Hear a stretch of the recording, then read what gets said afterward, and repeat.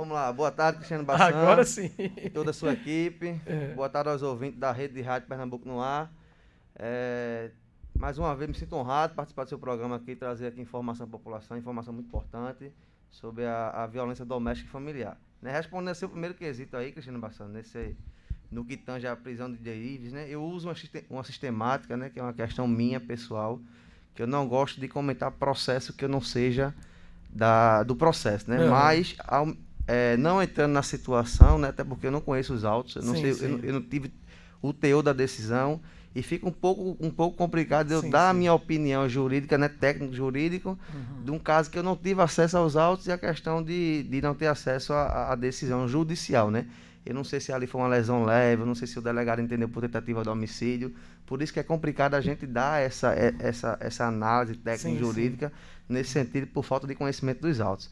A essa questão realmente eu vou ficar devendo a Aham. vocês, os ouvintes, né? Se eu tivesse Agora, conhecimento da falando decisão. de um contexto geral, quando é um caso assim, por exemplo, que envolve um artista, que é uma grande repercussão, porque nos falou durante a semana em outra coisa na internet, isso acaba contribuindo para, por exemplo, se tomar uma decisão que em um caso comum, que não tivesse a proporção que teve, não seria, não agiria com tanta rapidez assim?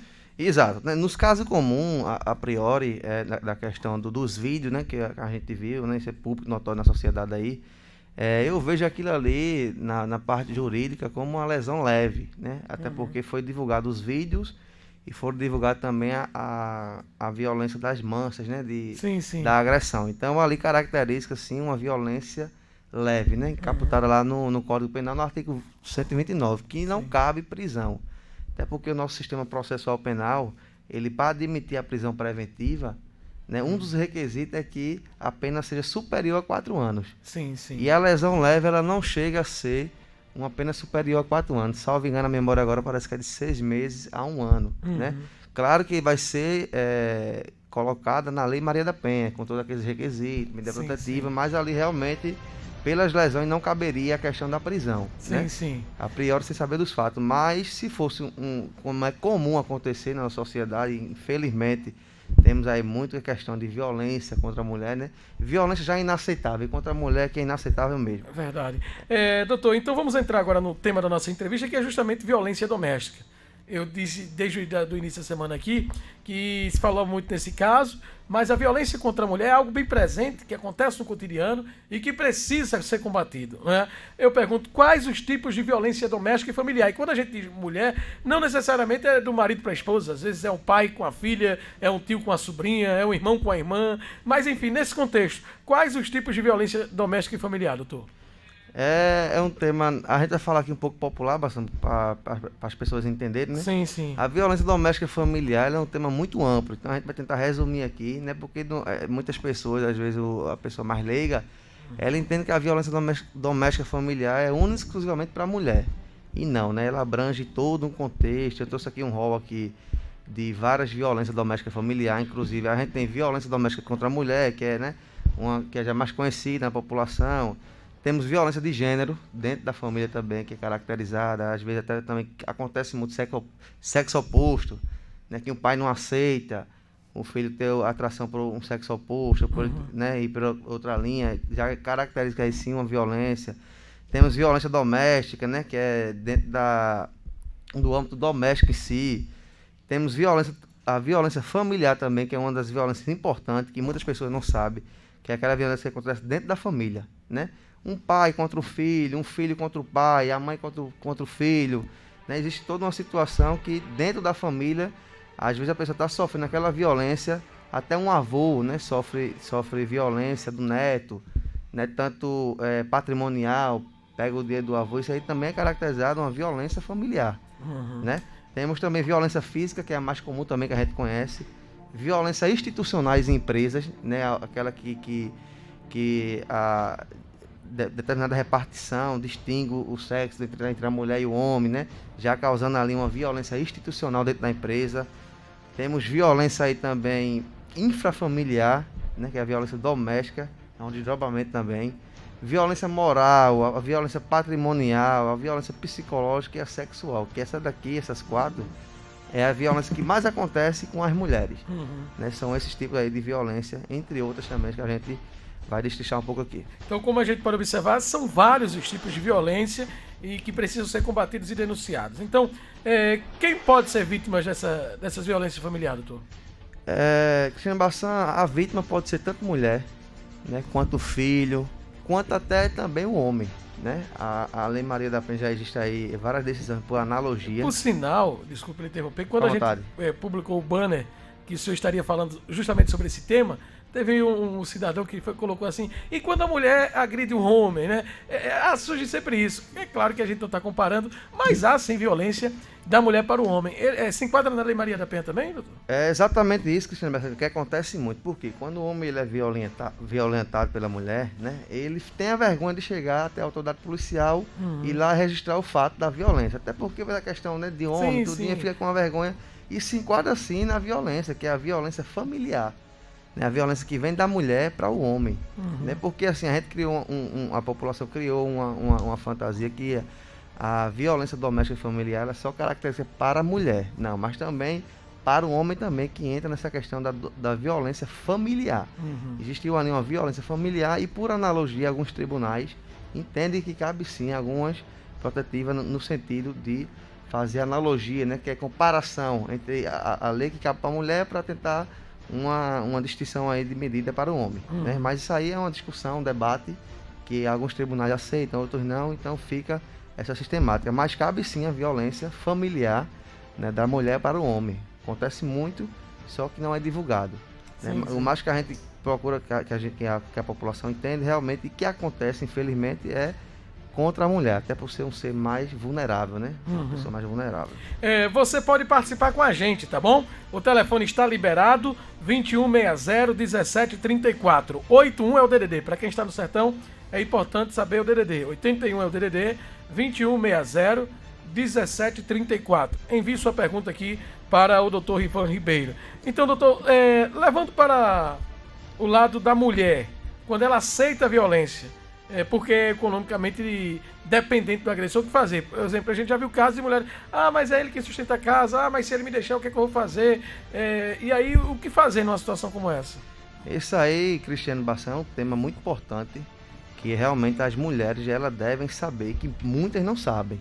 Entendeu? Isso é um caso que acontece muito, que o homem ele tem uma condição econômica, né, financeira e controlável lá das finanças da família, né?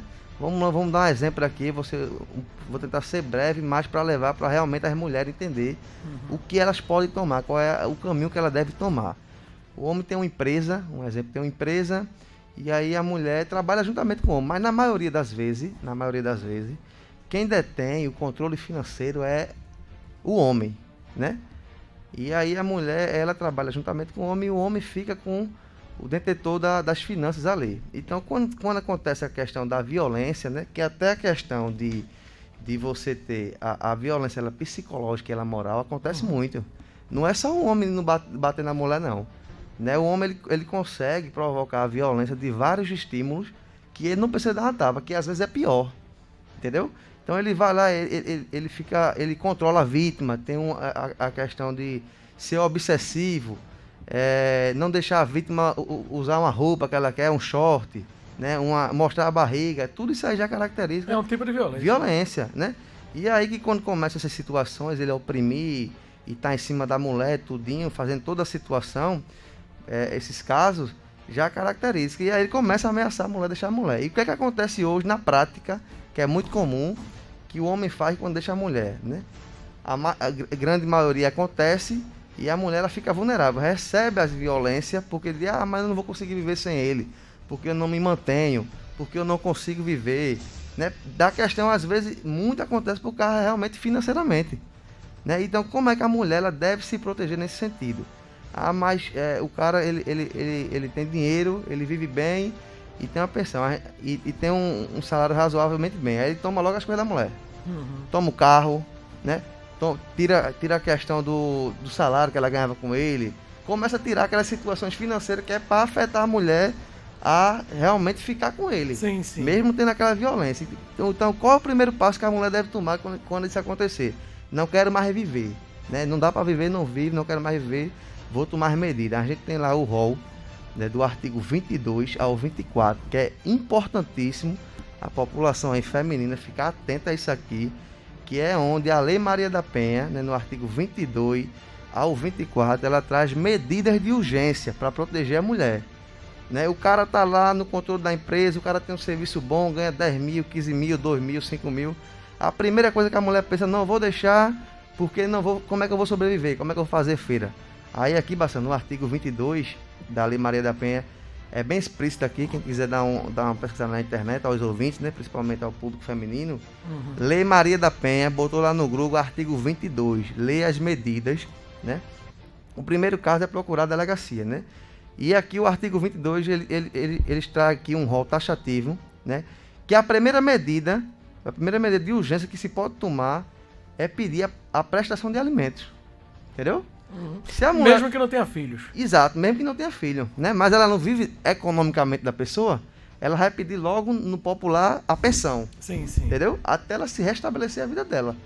Aqui tá no inciso 5, né? Então, a mulher ela pode pedir essa prestação de alimentos, que é a pensão para ela se livrar daquele agressor. Esse é o primeiro caminho. Inciso 5. O afastamento do lar já é público notório, todo mundo sabe, que o camarada se afasta do lar. E no artigo 23, que dá outras medidas de urgência, a medida de urgência é antecipar o direito. Antecipar o direito, porque quando o cara se separa, o camarada vai lá, se separa, o que é que ele faz? Começa a dilapidar o patrimônio. Né? Tem lá 100 mil reais na conta, ele vai tirar tudo. Passa por nome de terceiro, tira, vai para um canto. Dinheiro sumiu, ninguém vê, dinheiro não fala. Né? Começa a tirar o patrimônio do nome, então a medida aqui de urgência, o artigo 23, também concede essa mulher. Entendeu? Ela tem aqui no inciso 4, ela de determinar a separação de corpos, pode já separar de corpos. E no artigo 24, que é mais importante, que esse artigo aqui é um artigo importantíssimo para a mulher também entender, que ela pode pedir a restituição indevida subtraída pelo agressor à ofendida, né? Restituição dos bens. E pode travar contas, pode travar isso tudo de forma liminar, né? De forma que antecipa o direito. Sim, sim. Pede o travamento de contas, se for uma empresa, pede para travar a questão das contas e aí dividir o lucro. E aí a mulher sai desse contexto que não vai viver, que não tem como viver porque depende financeiramente. Mas a lei traz sim as medidas que a mulher deve tomar. Procure um advogado, converse com o delegado de polícia que você for e tem as medidas sim que deve ser assegurado para conseguir aqui, no popular que a gente pode dizer, para conseguir prender os bens, para aquele agressor ele não sair de lá dando tudo. Então realmente dá para se fazer um trabalho bem feito nesse sentido de proteger, né, a mulher nesse sentido aí, porque vai logo pro dinheiro. O homem vai logo pro dinheiro. Aqui o Alisson Pereira, da cidade de Triunfo, ele diz: tendo em vista a necessidade de uma luta por parte de todos pela garantia de igualdade social, elemento essencial na democracia, gostaria de saber quais as principais garantias legais dadas pela Lei Maria da Penha à comunidade LGBTQIA+. Na visão dos senhores, como podemos minimizar as discrepâncias existentes entre aquilo que a lei teoriza e o modo como ela é colocada em prática? Cristiano Bassan, na minha visão aqui, né, dá vendo a outros posicionamentos contrários, na minha visão aqui, para o público LGBT, né, o que tem que se fazer foi violado, é procurar a delegacia, é registrar o fato e não deixar para lá, entendeu? Porque às vezes acontece as violências também para esse público e muitas pessoas deixam no popular para lá, e não pode, tem que ser levado ao conhecimento da autoridade policial e questionar o direito e querer o direito. Até porque também cabe a situação aqui analogicamente para esse público, que é a questão de uma violência de gênero. Né? Violência contra o público LGBT é uma violência de gênero, e também é uma violência que deve ser sim responsabilidade caso o agressor venha a cometer.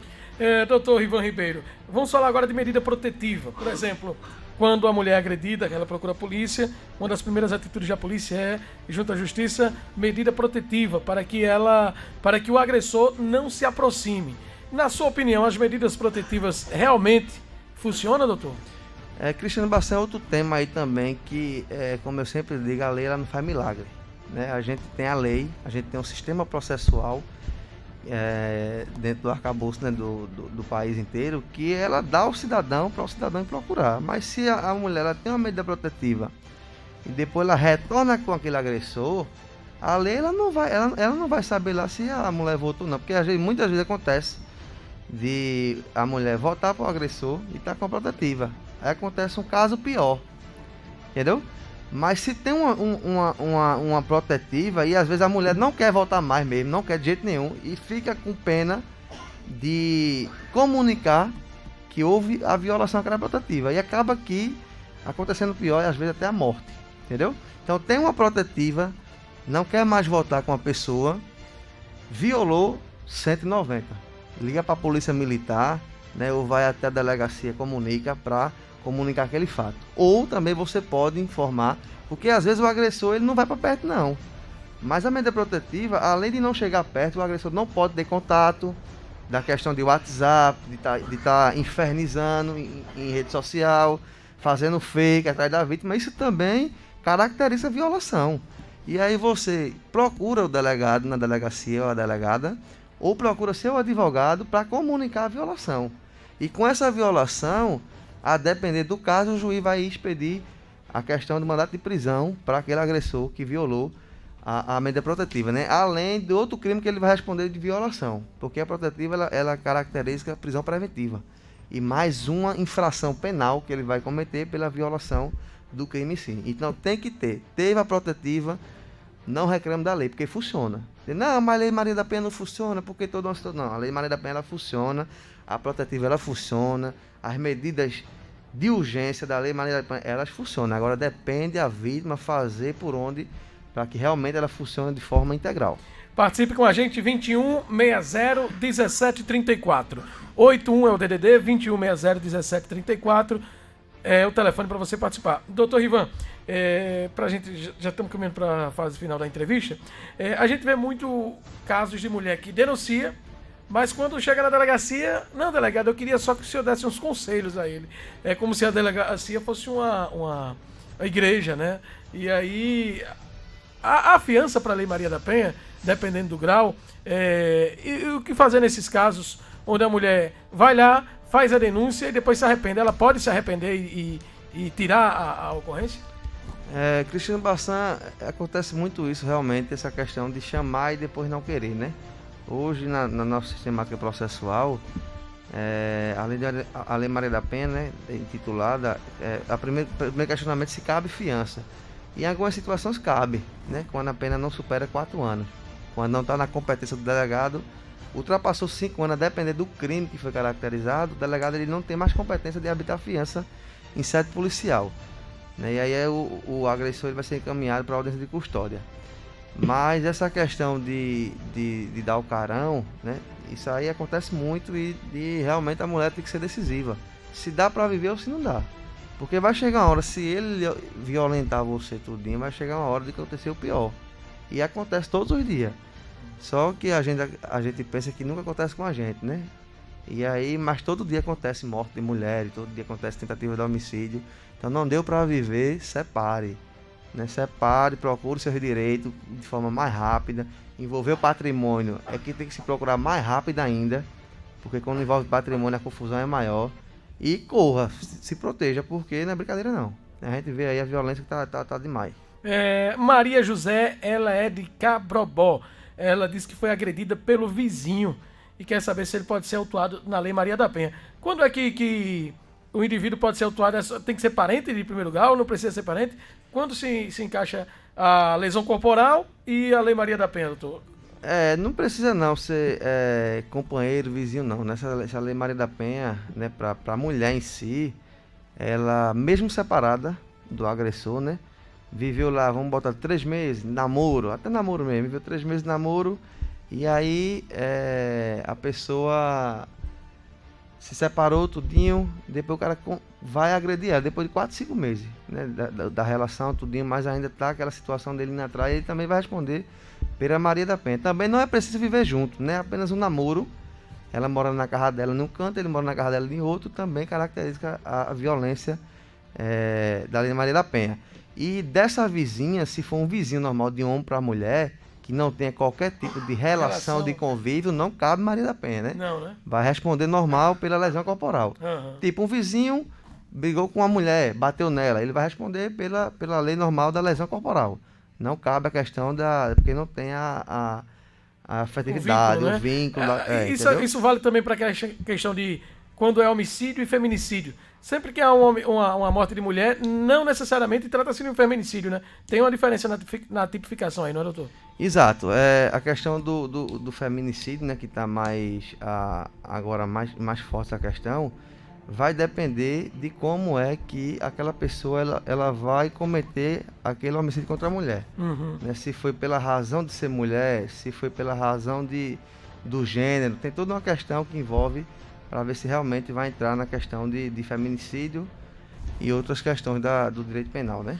Muito bem. Então, você, mulher, esse tema eu faço questão de, se vocês observarem, a deputada Gleide Ângelo falou esta semana aqui sobre isso, já abordamos esse tema pela terceira vez essa semana, porque não é brincadeira não. A gente acompanha o dia a dia da polícia, a gente está nos bastidores policiais e vê muitos casos, mas muitos casos mesmo.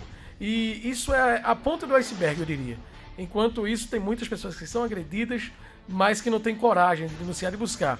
O que é que a gente, para finalizar, doutor, o que é que a gente pode dizer para essas mulheres que são agredidas pelo marido, pelo companheiro, pelo pai, pelo tio, e a não tomar a iniciativa ainda de denunciar? Qual o caminho mais coerente a tomar numa situação como essa? Na minha visão, né, houve violência, né, até a questão também da psicológica, que às vezes fica tão grave quanto a física. Sim. Né? A psicológica também é um tipo de violência muito terrível, né? Que às vezes ela é mais prejudicial do que a própria física. Né? A violência psicológica e moral, ela traz um desgaste muito grande para a vítima, né? Principalmente a moral, que às vezes até o agressor divulga fotos, né, da mulher, ou constrange ela, ameaça matar os pais, ameaça matar os filhos. Então, realmente, às vezes, acontece que aquela violência moral e psicológica se torna mais agressiva do que uma própria física. Porque a física a dor passa, a psicológica não, fica na cabeça. Então, é complicado. Aconteceu esse tipo de violência, corra para a delegacia, procure um advogado. Se você não quiser estar na delegacia, o advogado ele consegue fazer todo esse trâmite, né, para acompanhar você e correr atrás do seu direito de forma mais rígida.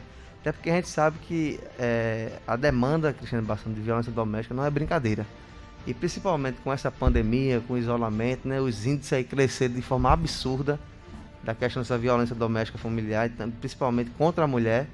Então, a demanda é muito alta. E você tendo aí um advogado particular, ele consegue correr atrás mais de seu direito de forma mais eficaz. Exato. Entendeu? E esclarecedora, porque o senhor fez aí uma síntese, mas se a gente fosse aprofundar nos direitos, vai ver que tem muito mais questões por dentro Muito. E que facilita na hora de uma decisão judicial, por exemplo. Doutor, mais alguma coisa a acrescentar? Não, o conselho que eu dou aqui, né, Bassano, às vítimas é que realmente proteja seu direito, corra atrás e se mantenha viva, né? Que é o principal, se mantenha viva. Porque às vezes a agressão começa com o psicológico, depois vem as tapas, as agressões físicas, aí termina em feminicídio, termina em morte. Exato, né? Se mantenha viva porque a gente só tem uma vida, né? E a vida tem que ser preservada. Denuncie, faça denúncia e seja incisiva quanto à violação ao seu direito e à sua integridade física, né? Física, moral, psicológica e etc. Deixa eu passar o e-mail aqui do Dr. Rivan Ribeiro para outros esclarecimentos. Você pode entrar em contato através do e-mail rivanadvocacia.1992@gmail.com. Eu vou repetir: rivanadvocacia.1992@gmail.com. Essa entrevista vai estar disponível no nosso canal do YouTube, Rede Pernambuco de Rádios. Se você pegou pela metade e não conseguiu ouvir, você pode ouvir posteriormente, logo após o programa. A gente deixa a entrevista aí disponibilizada. Doutor Rivan, muito obrigado pela participação, parabéns. Ontem o senhor tomou posse aí como vice-presidente da Comissão Penal, da Comissão de Direito Penal da OAB de Pernambuco. Subseção Vitória, e parabéns pelo trabalho. Cristiano Bassan, muito obrigado a sua equipe, né? Aqui para mim é sempre uma honra estar contribuindo aqui com as informações para a população. O tempo é curto, a gente tenta trazer o que a gente pode, mas qualquer dúvida, tá aí meu e-mail, é só mandar que a gente responde. E estamos aqui a esclarecer a população o que é de direito, né? Muito obrigado a toda a equipe aqui. Obrigado, doutor Rivan Ribeiro, programa Pernambuco no ar.